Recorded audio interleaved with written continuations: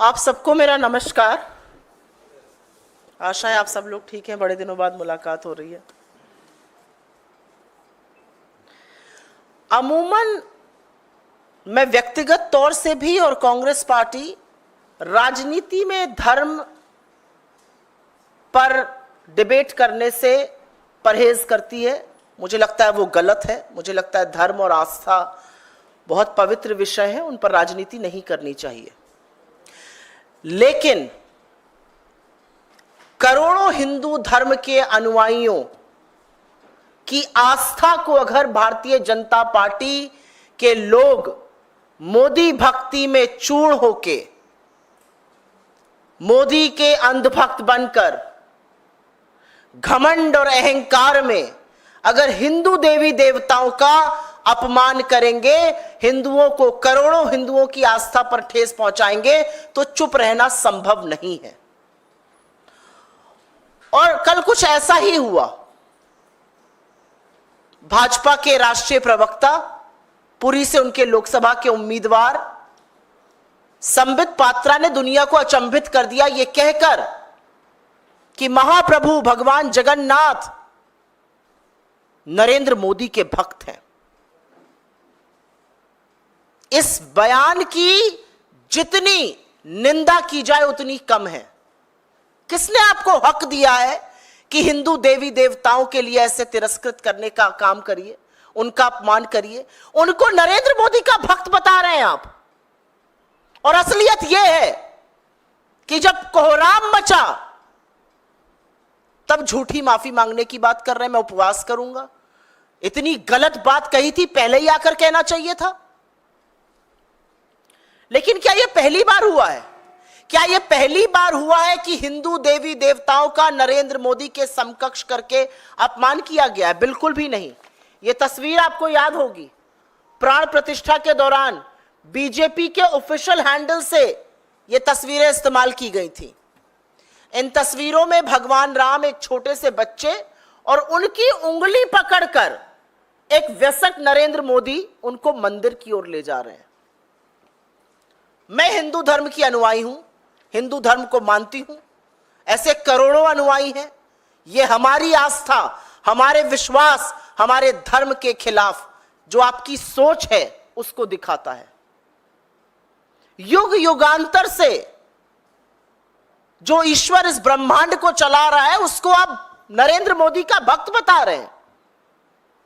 राम छोटे से बच्चे हैं, मर्यादा पुरुषोत्तम राम सनातन धर्म का आधार, उनको छोटा सा बच्चा बना के मोदी जी उनको मंदिर ले जा रहे हैं।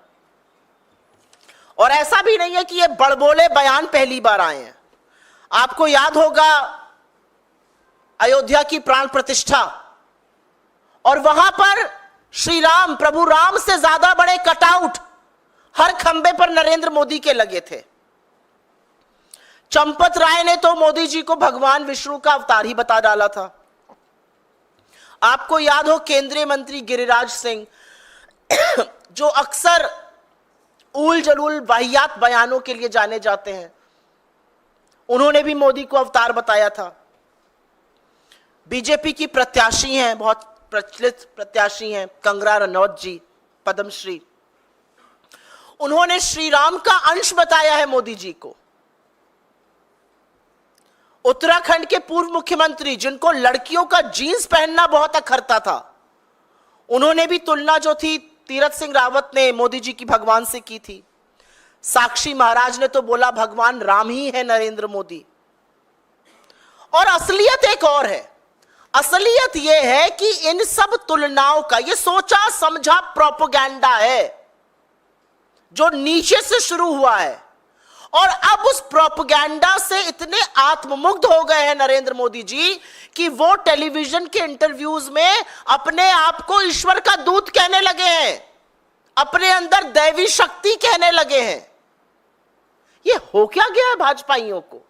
हो क्या गया है नरेंद्र मोदी को? किसने आपको लाइसेंस दिया है कि आप हिंदू धर्म के देवी देवताओं का तिरस्कार करें, उनका अपमान करें?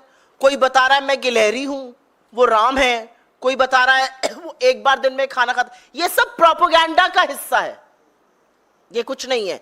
ये सोचा समझा प्रोपेगेंडा है। और आपकी जानकारी के लिए याद दिला दूं, ऐसा प्रोपेगेंडा इतिहास में पहले भी देखा गया है। हिटलर भी अपने आप को ईश्वर का दूत, ईश्वर का स्वरूप बताता था।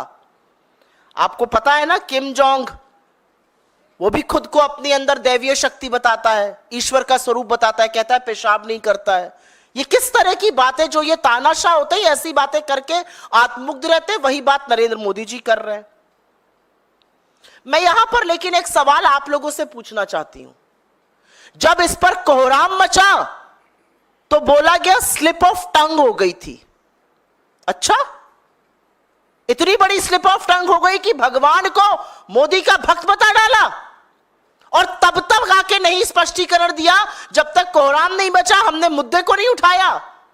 जब हजारों करोड़ों अनुयायियों ने कहा कि यह गलत है, तब आपको स्लिप ऑफ टंग याद आया। और मैं मीडिया से पूछना चाहती हूं, नोएडा के उन तमाम कमांडो वॉरियर एंकरगढ़ से पूछना चाहती हूं, आप क्यों चुप है? किस बात का पास दे रहे हैं? मैंने कुछ मीडिया के साथियों की ट्वीट और पोस्ट देखी, वो कह रहे स्लिप ऑफ टंग हो जाता है। अच्छा, ऐसा स्लिप ऑफ टंग जब विपक्षी प्रवक्ताओं और नेताओं का होता है तब तो आप लिंचिंग करते हैं, नोच खसोट लेते हैं उनको। इस पर क्यों आपका सुई टपक सन्नाटा है? असलियत यह है कि कोई सवाल बीजेपी से नहीं पूछा जाएगा। जब मोदी जी ने बताया कि मैं ईश्वर का दूत हूं और मुझ में अंदर दैवीय शक्ति है, तो मुझे लगा कि शायद पत्रकार महोदया इतनी आत्ममुग्ध हो गई ईश्वर का स्वरूप देखकर कि आगे पूछ ही नहीं पाई कि ये जो स्वरूप है आपका, इसके चलते 45 साल में सबसे ज्यादा बेरोजगारी क्यों है? इसके चलते युवाओं के लिए रोजगार क्यों नहीं है? इसके चलते आपने आटा, दही, पढ़ाई, दवाई पर जीएसटी क्यों लगाया है? इसके चलते कमरतोड़ महंगाई क्यों है? 18वीं लोकसभा का चुनाव बेरोजगारी पर, महंगाई पर, बढ़ती हुई गरीबी पर, महिला सुरक्षा पर, किसान की बदहाली पर और मजदूर की मजबूरी पर और हाशिए पर रह रहे पिछड़े, दलित, आदिवासी और गरीब सामान्य वर्ग के लोगों की लड़ाई है। इसके अलावा कोई मुद्दा नहीं है। 5 चरण का मतदान हो गया और यहां पर ईश्वर का स्वरूप, ईश्वर उनके भक्त बताए जाने लगे। इस ईश्वर के स्वरूप ने 21 लाख करोड़ का कर्जा किसानों पर लाद दिया, 205 लाख करोड़ का कर्जा देश पर लाद दिया, महंगाई हर चीज में तिगुनी कर दी। मजाक बनाकर अगर प्रशासन को मजाक बनाकर अगर किसी ने गवर्नेंस को रखा है तो वो मोदी जी ने रखा है। और यही हिटलर करता था। हिटलर ने भी अपना एक प्रचार मंत्री हायर किया था, वो भी रेडियो टीवी पर वैसे ही काबिज रहता था जैसे ये रहते हैं, वहां पर भी इसी तरह का चरण वंदन होता था। असलियत यह है कि जो रंगी पुती छवि थी उसका रंग उतर चुका है पूरी तरह से, और रंग उतरने के बाद आज हाल यह है कि जनता अपने विकास का हिसाब मांग रही है, जनता असलियत बयां कर रही है, जनता खड़े होकर हमारी तरफ कहते हैं चहटा रही है, दौड़ा दौड़ा के सवाल पूछ रही है और सवालों का जवाब नहीं है। तो जब सवालों का जवाब नहीं है तो आप आस्था को पर प्रहार करिएगा। आप हिंदू धर्म के देवी देवताओं पर, हमारे आराध्य इष्टों को, इनका भक्त बता दीजिएगा और हम चुप रहेंगे। मेरा अपना मानना है कि ना उपवास से ना माफी से इस देश के और दुनिया के करोड़ों हिंदू जो प्रभु जगन्नाथ में विश्वास करते हैं, जो भगवान राम में विश्वास रखते हैं, जो हम सब के आराध्य हैं, उनकी आस्था पर प्रहार हुआ है और नरेंद्र मोदी को माफी मांगनी चाहिए। यह गुनाह है, यह पाप है और माफी नरेंद्र मोदी को मांगनी चाहिए जो अपने आप को आजकल खुद भगवान का दूत बनाने लगे हैं। यह क्या प्रोपेगेंडा चल रहा है देश में? देश के मुद्दों पर प्रधानमंत्री बात नहीं करना चाहते हैं और शीशे की तरह साफ है कि 5 चरण के मतदान के बाद 4 जून को ना भाजपा की सरकार बनेगी, ना नरेंद्र मोदी इस देश के प्रधानमंत्री बनेंगे।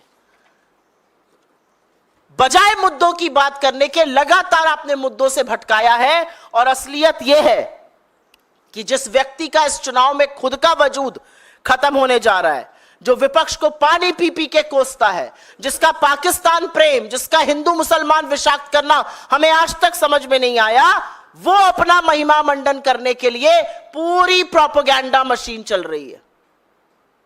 मतलब ऐसी अंधभक्ति कि आप करोड़ों हिंदुओं की आस्था पर प्रहार करने को तैयार है, यह बर्दाश्त नहीं किया जाएगा, किसी कीमत पर नहीं किया जाएगा। I do believe what Sambit Patra has said is an absolute insult to the faith that millions of Hindus, that billions of Hindus have in their religion, in our gods. और माफी तो नरेंद्र मोदी जी को मांगनी पड़ेगी। यह सर्वथा गलत है, बिल्कुल गलत है, यह किसी कीमत पर स्वीकार्य नहीं है। आपके सवालों का इस मुद्दे पर स्वागत है।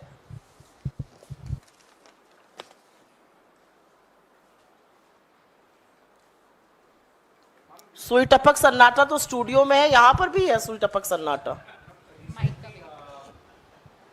400 पार का जो नारा दिया जा रहा था बीजेपी की तरफ, पहले मैं इस पे जवाब दूंगी, अगर आप लोगों के पास इस पर सवाल है तो मैं अनुग्रहित रहूंगी। पर यह सच है, यह बिल्कुल सच है कि मीडिया जो स्लिप ऑफ टंग की दुहाई आज दे रहा है, वो मीडिया विपक्ष के प्रवक्ताओं को तो नहीं ऐसी सहूलियत देता है, विपक्ष के नेताओं की तो लिंचिंग करता है, पूरे पूरे दिन बड़े बड़े बैंड लगा के शो करता है। इस पर क्यों चुप है? असलियत यह है कि हमारे दो नेता लोकतांत्रिक तरीके से थोड़ा बहुत मतभेद में अगर कोई वक्तव्य दे दे तो 48 घंटे नहीं, 72 घंटे, 96 घंटे शो होगा।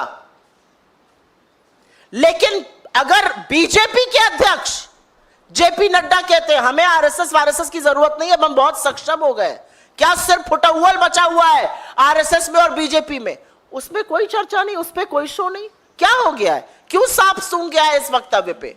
क्यों चुप है मीडिया? आप लोग इसका जवाब दीजिए। आप लोग के एंकरगण चुप है, आप क्यों चुप है? आप तो बोलिए। मैम, संबित पात्रा, जब इस पूरे बयान पर बवाल मचा तो संबित पात्रा ने कहा है कि उनको बहुत पछतावा है और वो 3 दिन का उपवास रखकर प्रायश्चित करेंगे। तो क्या ये असल में उनका पछतावा है या जो हंगामा मचा उसके बाद वो बैकफुट पर आ गए? जब आपसे कुछ गलती होती है ना तो आप सामने से खुद आके उसका स्पष्टीकरण देते हैं, आप कोहराम मचने का इंतजार नहीं करते हैं। हम सबसे कभी कभी कुछ गलत हो जाता है, कुछ गलत शब्द लिख दिया, कुछ मुंह से निकल गया, हम तो सामने से स्पष्टीकरण देते हैं। आपने इतना इंतजार क्यों किया? आपने पहले गलत शब्द बोले, उसके बाद कोहराम मचा, लोगों की आस्था पर प्रहार हुआ, आपको पता चल गया कि ये आपके खिलाफ हो रहा है, जिस पुरी से आप चुनाव लड़ रहे हैं वहां की जनता आपसे क्षुब्ध हो गई, अब आप बोल रहे हैं मुझे पछतावा है, मैं उपवास करूंगा। ये पहले व्यक्ति हैं जिन्होंने भगवान का ये तिरस्कार किया है। यह है भारतीय जनता पार्टी की वो फोटो जो भारतीय जनता पार्टी के ऑफिशियल हैंडल से ट्वीट हुई थी। कैसे ट्वीट किया आपने ये फोटो? किस हिम्मत से तीरथ सिंह रावत और साक्षी महाराज और गिरिराज कहते हैं कि भगवान की तुलना मोदी जी से करते हैं? किस हिम्मत से मोदी जी कहते हैं मैं भगवान का दूत हूं? क्या हो क्या गया इन लोगों को भाई? मैं ये जानना चाहती हूं। इतना घमंड, इतना अहंकार कि आपने हिंदू देवी देवताओं को भी नहीं बख्शा। मतलब कुछ तो ईश्वर के प्रकोप से, ईश्वर के कोप से डरिए। और इस पर मीडिया की जो चुप्पी है, अगर आप बस अपनी आंख बंद करके और दिल पर हाथ रख के, मुझे यहां पर अगर कोई भी एक व्यक्ति खड़ा होकर बता दे अगर यह बयान किसी विपक्षी व्यक्ति ने दे दिया होता तो अभी तक क्या होता? लिंच कर दिया होता आपके और आपके एंकर्स ने, नोच लिया होता आप लोगों ने। लेकिन ऐसा नहीं हो रहा है। बीजेपी के व्यक्ति ने कहा है मीडिया चुप रहेगा, आंखों पर पट्टी, मुंह में दही जमाएगा। जी मैम, एक गंभीर सवाल है, राजनीति से इतर ये सवाल ये है, लोगों के चूंकि हम पत्रकार जो जनता के मन में होते हैं, जो मैंने मुद्दा उठाया है ना वो अति गंभीर मुद्दा है। यस ये छोटा मुद्दा नहीं है। बिल्कुल मैम। जो धर्म के स्वयंभू ठेकेदार बने घूमते हैं वो सिर्फ बीफ कंपनियों से चंदा ही नहीं लेते हैं, वो ईश्वर को मोदी का भक्त बताने लगे हैं। ये बहुत गंभीर मुद्दा है।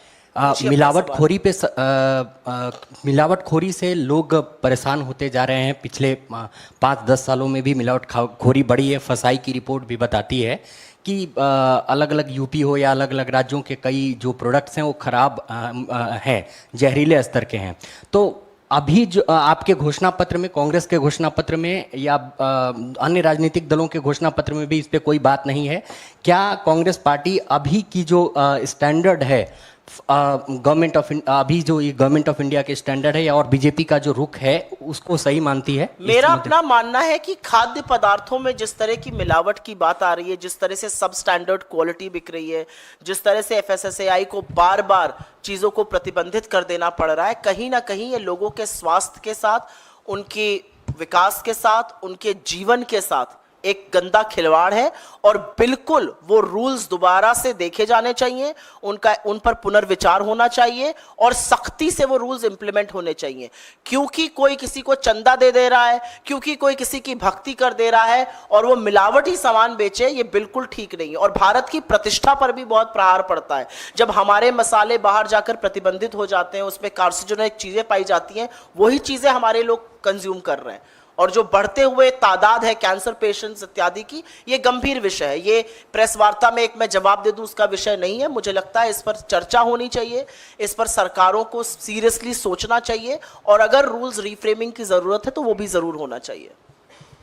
मैम, बीजेपी के एक और नेता कैलाश विजयवर्गीय हैं जिन्होंने एक ट्वीट किया और बंगाल में और महाराष्ट्र में हो रहे मतदान को लेकर उन्होंने इशारा किया कि रोहिंग्या घुसपैठियों वाले प्रदेश में मतदान 50% है, वहीं हिंदू साम्राज्य की स्थापना करने वाले छत्रपति शिवाजी महाराज के प्रदेश में मतदान 25% है। ये लोग कब जागेंगे? इस ट्वीट पर आप कुछ कहना चाहें तो? आपको लगता है इतनी भद्दी वाहियात ट्वीट्स पर मुझे जवाब देना चाहिए? ये देश के मतदाता हैं। ये जो चुनाव हो रहा है ना सारा, जो हम भी लड़ रहे हैं, बीजेपी भी लड़ रही है, यहां सभा हो रही है, वहां सभा हो रही है, यहां पर हम बोल रहे हैं, वहां पर हम बोल रहे हैं, ये क्या है? ये लोकतंत्र का पर्व है। ये 5 साल में एक बार होता है, लोगों को मौका मिलता है अपनी सरकार चुनने का, अपने मुद्दों पर सरकार चुनने का। और आप उन्हीं लोगों का तिरस्कार, उन्हीं मतदाताओं का अपमान कर रहे हैं जिनके बल पर आपको सरकार बनानी है। ये मैं बता तो रही हूं, ये भाजपा का घमंड है, ये उनका अहंकार है। पहले लोगों को गाली देते थे, एक समुदाय विशेष को देते थे, फिर मतदाताओं को गाली देनी शुरू करी और अब भगवान का तिरस्कार और अपमान करने लगे। ये घमंड और अहंकार है जो सिर चढ़ के बोल रहा है। और मैं आपको बता दूं, जनता भी और ईश्वर भी न्याय जरूर करता है। बस 10 दिन की बात है, ये सारी वाहियात बातें 10 दिन और झेलिए आप लोग। जी, आपका कुछ सवाल था?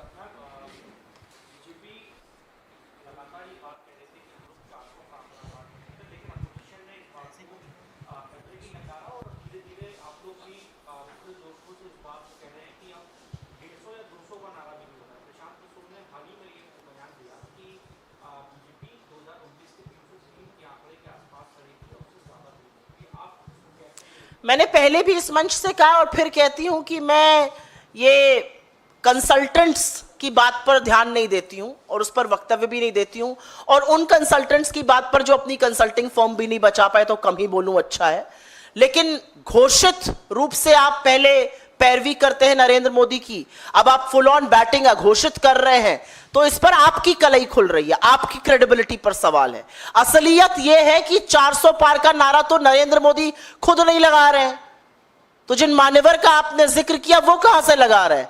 400 पार पहली इनिंग के बाद ही बंद हो गया था, क्योंकि 400 पार का नारा और लल्लू सिंह और ज्योति मिर्धा और अनंत हेगड़े और गिरिराज जी ने मिलकर बीजेपी की पोल खोल दी कि संविधान पर प्रहार होने वाला है, आरक्षण खत्म होने वाला है। छिटक गए लोग इनसे और लोगों ने मन बना लिया कि संविधान तो किसी कीमत पे खत्म नहीं करने देंगे। तो बीजेपी खुद 400 पार का नारा नहीं लगा रही है। असलियत यह है कि जो जन सुनामी, जो जन सैलाब हमें दिख रहा है, जो उत्साह लोगों में दिख रहा है, ये वो बीजेपी की सभाओं में नरेंद्र मोदी और अमित शाह की सभाओं वाली भीड़ नहीं है कि 500 में आई है, बस में बैठकर सुनेगी, भाषण बोलेंगे, उसके पहले चली जाएगी। ये वो भीड़ है जो उत्साह से बल्लियां बैरिकेड तोड़कर अपने नेताओं के पास आ रही है। नेता बेचारे भाषण नहीं दे पा रहे हैं क्योंकि जनता इतना उनके सम्मुख है।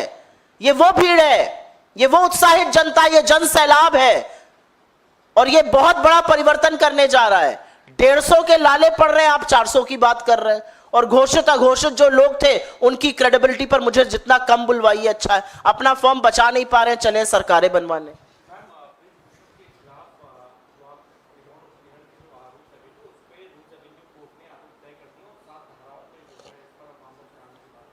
राउज एवेन्यू कोर्ट ने आरोप तय कर दिए हैं, लेकिन नरेंद्र मोदी ने क्या किया? क्या एक्शन लिया ब्रजभूषण के खिलाफ? इतना डरते क्यों है मोदी और शाह ब्रजभूषण से? ब्रजभूषण ने उनके लड़के को टिकट दे दिया। ब्रजभूषण खुल के कहते हैं दबदबा है, कायम रहेगा, मैं लड़ूं या मेरा लड़का लड़े, एक ही बात है। ये तो इन्होंने न्याय किया इस देश की सबसे होनहार बेटियों के साथ। उन बेटियों के साथ जब मेडल आया तो मोदी जी ने खूब हाथ मिलाया, खूब हाथ हिलाया, एक साथ उनका हाथ उठाया, और जब उनके ऊपर किसी ने हाथ उठाया तो मोदी जी आरोपी के संरक्षण देने लगे। उन्होंने क्या किया? राउज एवेन्यू कोर्ट ने तो चलिए तय कर दिए आरोप, मोदी जी ने क्या किया? और फिर कहते हैं मैं महिला सुरक्षा की बहुत बात करता हूं। महिलाओं का नाम नरेंद्र मोदी को और उनकी सरकार को कतई नहीं लेना चाहिए।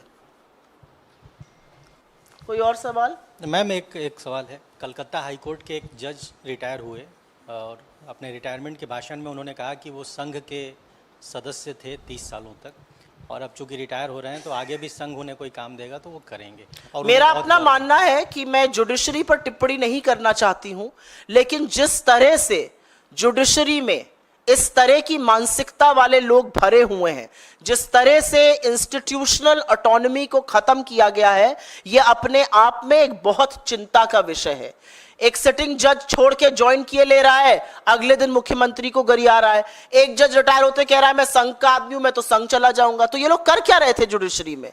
न्यायपालिका की एक बहुत मजबूत भूमिका है, लोकतंत्र का एक बहुत मजबूत स्तंभ है। मुझे ऐसा लगता है ये बड़ा खतरनाक ट्रेंड है और इस पर चर्चा होनी चाहिए। इस विषय पर गहन चिंतन की जरूरत है। मैं इसीलिए मैं कह रही हूं, मैं जुडिशियल प्रोवेस में जुडिशरी के ऊपर कोई टिप्पणी नहीं करना चाहती हूं, उनके दिए हुए फैसलों पर अभी मैं टिप्पणी नहीं करना चाहती हूं, लेकिन उनका जो कथन है वो चिंताजनक है और इस देश में एक नई चर्चा होनी चाहिए कि न्यायपालिका कितनी स्वतंत्र है और किस तरह के लोग उसमें हैं। धन्यवाद जी, बोलिए। संबित पात्रा ने कहा है कि अनजाने में की गई गलतियों को भगवान भी माफ़ कर देते हैं, इसका मजाक नहीं बनाना चाहिए और इस मुद्दे को इतना बड़ा करने की ज़रूरत भी नहीं है। तो आप क्या सोच रही थी, वो क्या कहेंगे? अनजाने में गलती हुई थी, जैसे ही गलती हुई होती तुरंत हाथ जोड़ के माफ़ी मांगते तो ईश्वर ज़रूर माफ़ कर देते। अनजाने में गलती हुई, घंटों वो वीडियो पड़ा रहा, फिर किसी को दिखा, फिर किसी ने ट्वीट किया, फिर और लोग बोलने लगे उसके बारे में, जब कोहराम मचा, जब ऑपोजिशन बोलने लगी, जब पुरी के लोग बहिष्कार करने लगे, जब पुरी की जनता ने कहा कि भगवान जगन्नाथ का ये तिरस्कार हम नहीं सहेंगे, तभी उनसे अनजाने में गलती याद आई। पहले याद आ गई होती, हाथ जोड़ के माफ़ी मांगते, प्रायश्चित करते, क्यों नहीं पहले किया? क्यों राजनीतिक कोहराम के बाद ही उनको याद आया? ईश्वर माफ करता है अनजाने में की हुई गलती। ईश्वर अपने खिलाफ प्रोपेगेंडा माफ नहीं करता है। आप ईश्वर का तिरस्कार करके नरेंद्र मोदी को कहिए कि ईश्वर नरेंद्र मोदी के भक्त हो गए, ये अनजाने में गलती नहीं है, ये भगवान का तिरस्कार है जो संबित पात्रा को और उनके तमाम साथी जो करते नहीं करना चाहिए था। लेकिन ये एक बड़ी सोची समझी साजिश के तहत हो रहा है। छोटे छोटे लोग उसकी बात करते हैं, फिर ऊपर नरेंद्र मोदी बोलते हैं मैं ईश्वर का दूत हूं, मुझ में दैवीय शक्ति है, मुझ में वहीं से शक्ति आती है। ये बहुत एक प्रोपेगेंडा दुनिया ने पहले भी देखा इतिहास में। ये प्रोपेगेंडा हिटलर ने भी किया अपने प्रधानमंत्री गोबल्स के द्वारा, ये प्रोपेगेंडा किम जोंग भी करता है। इस तरह के प्रोपेगेंडा दुनिया ने देखे। तानाशाह ऐसे प्रोपेगेंडा करते हैं। इन प्रोपेगेंडाओं का अंत जो है ना, वो ईश्वर भी करेगा और इस देश की लोकतांत्रिक जनता भी करेगी। जी हाँ।